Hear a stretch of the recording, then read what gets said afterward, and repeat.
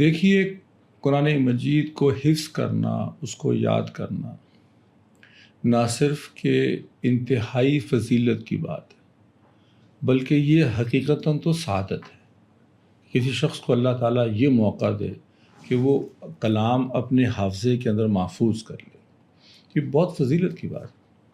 اور بچوں کو ترغیب دی جاتی ہے کہ اگر سارا نہ صحیح کچھ حصہ تو ضرور یاد رکھیں، اور ہر مسلمان کے لیے کچھ حصہ یاد کرنا تو ویسے ہی ضروری ہے جو اس نے نمازوں میں ادا کرنا ہے۔ اور یہ بھی یاد رکھیں کہ اگر انسان کو قرآن مجید یاد کرنا ہو اور حفظ کرنا ہو تو اس کا مقصد نہیں بھولنا چاہیے، یعنی نہ قرآن مجید حفظ کرنے کا مقصد اور نہ قرآن مجید کو حفظ نہ کریں تو کچھ حصہ کرنے کا مقصد کیوں آخر یاد کرتے ہیں۔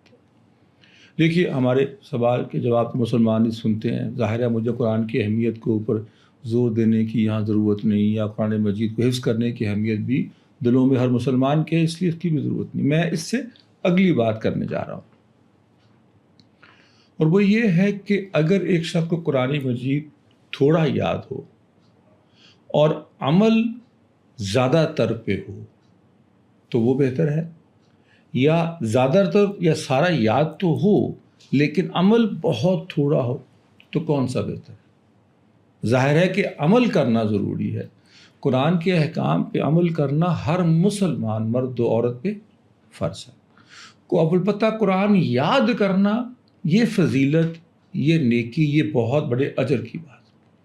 تو میرا اس پہ صرف موقف یہ ہوگا، اور میرے خیال میں آپ کا بھی موقف یہی ہوگا، ہمارے ویورز بھی یہ سمجھیں گے کہ پہلی چیز جو ہے اس پہ زور ہونا چاہیے جو فرض ہو، اور اس کے بعد جو مزید بھی نفلی ایک عبادت ہے تو نفلی عبادت ہی۔ یہ ایک بدنصیبی ہوگی کہ ایک شخص نفلی عبادت تو کر لے اور فرض بھول جائے۔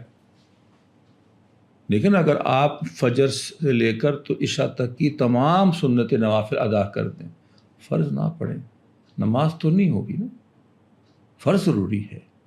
تو یہ احتیاط کریں۔ لیکن یہ میں ضرور کہوں گا کہ حفظ کرنے کا جو تمام مسلمان ممالک میں ہمارے سمیت جو ایک تہذیب ہے یا ایک کلچر ہے، اس کے پیچھے بھی ایک تھوڑی بیک سٹوری ہے اس کی، وہ سن لیں۔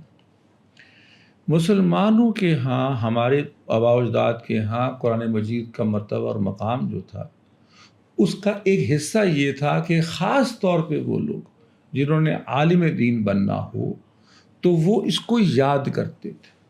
یہ ایک نہ صرف فضیلت اور اجر و ثواب کی بات تھی، بلکہ ان کے سلسلے کا ایک لازمی جز سمجھا جاتا تھا۔ اب کیونکہ وہ جو عالم بننے جا رہے تھے وہ عربی بھی جانتے تھے، عربی سیکھتے تھے، تو ان کے لیے یہ سوال پیدا نہیں ہوتا تھا جو آپ نے کیا، وہ تو اس کا حصہ تھا۔ یہ ایسے ہی جیسے کہ آپ ریاضی کے، میتھمیٹکس کے جو سارے جو ٹیبل یاد کرتے ہیں تو وہ یاد کر لیتے ہیں، کیونکہ آگے چل کے وہ ہر جگہ پہ کام آنے ہیں آپ کے، آپ کسی فیلڈ میں بھی جائیں۔ ویسے علم کے سفر جو خاص طور پہ علوم دین کا سفر ہے، اس میں حفظ کرنا اس نصاب کا ایک حصہ تھا۔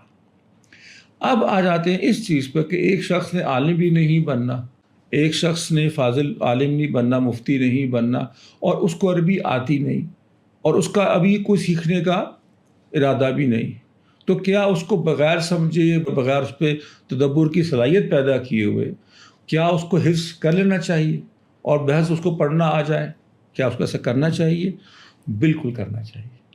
یہ اللہ کی کتاب ہے، یہ اللہ کے آخری نبی صلی اللہ علیہ وآلہ وسلم پہ نازل ہوئی ہے، یہ ہمیں دل و جان سے پیاری ہے۔